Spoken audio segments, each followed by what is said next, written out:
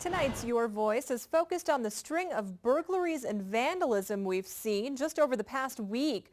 Recently, we've spotted graffiti at 3 Southeast Bend businesses. Meanwhile, 4 Northeast businesses were hit Friday morning.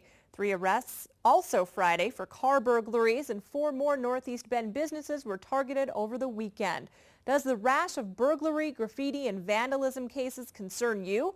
Here's your voice. Absolutely concerns me because I got 2 kids that I want to grow up in a safe place and not have to worry about them at all.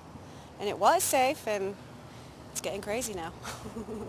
Well, yeah, there's been break-ins, and our office is in the building that was broken into. The place that was broken into was a Harley-Davidson store, and yeah, I mean, I have my stuff in there, and I don't want it stolen, so yeah, it's concerning.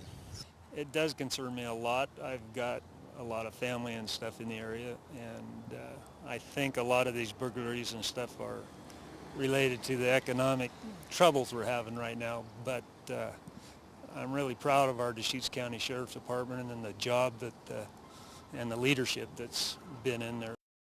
And you can always post your comments on our website at KOHD.com.